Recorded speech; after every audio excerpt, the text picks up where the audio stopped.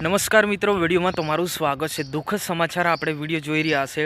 કવાંટ તાલુકાના કડી પાણીનો એક યુવક જે છે એ બોલેરોના હપટમાં આવી જતા ઘટના સ્થળે મોત નીપજ્યું છે।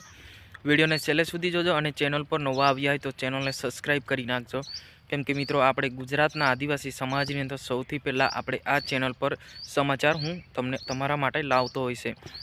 તો મિત્રો સૌથી પહેલાં તો આપણે જાણી લઈએ, ગઈકાલે લગભગ 5:30 વાગ્યાની આજુબાજુ આજે બનાવ બન્યો છે। વિનેશભાઈ હુનારિયાભાઈ ભીલ નામનો જે કડી પાણીનો છે એ ગઈકાલે જે બોલેરો અને બાઇક દુર્ઘટનાની અંદર જે મોત નીપજ્યું છે। તો ખરેખર મિત્રો આ ખૂબ જ દુઃખના સમાચાર છે। અને સૌથી પહેલાં તો આપણે વાત કરી લઈએ એ ડુંગરા બિલ વિનેશભાઈ હુનારિયાભાઈ જે બાઇક ચાલક હતો અને સામેથી જે બોલેરો આવતી હતી, એટલી સ્પીડ બોલેરો હતી કે જે વિનેશભાઈ છે એમને 10 મીટરથી પણ વધારે જે અંતર છે જે એ દૂર ફેંકી દીધા હતા। અને જે બાઇક છે જેમ કે તમે સ્ક્રીન પર જોઈ શકો છો, આ બાઇક છે એમનું અને જે વિનેશભાઈ છે એ મોતના બેટે પડ્યા હતા। તો ખરેખર મિત્રો આપણે બાઇક ધીરે ચલાવવું જોઈએ, ક્યારે શું થશે આપણે નથી જાણતા, ગમે ત્યારે જે થવાનું એ થતું હોય છે।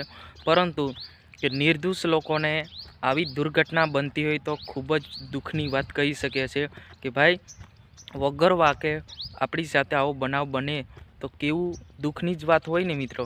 તો ખરેખર મિત્રો કે જે આ બનાવ છે ખૂબ મોટો છે, ખૂબ દુઃખની વાત છે।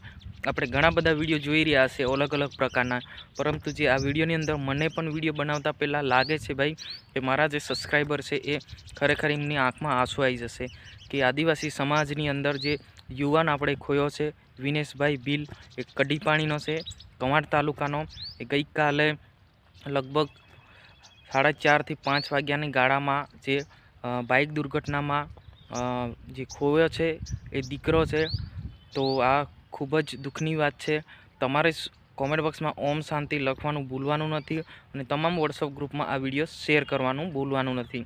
તો તમે એવું વિચારતા હોય શૈલેષભાઈ તમારો જે બેકગ્રાઉન્ડ છે કેવી રીતના અલગ અલગ, તો મિત્રો હું તમને એક વાત કહી દઉં, હું જ્યાં કામ પર જઉં છું ત્યાં સમાચાર જેમ મળે છે તેમ ગમે ત્યાં ઊભો રહીને હું વિડીયો બનાવી દેતો હોય છે। એના કારણે ગમે તેવું અત્યારે મારી જોડે સ્ટુડિયો વિડીયો કંઈ સુવિધા નથી, ગમે તે રીતે મારા સબસ્ક્રાઈબરને સમાચાર પહોંચાડવાનું કામ કરું છું।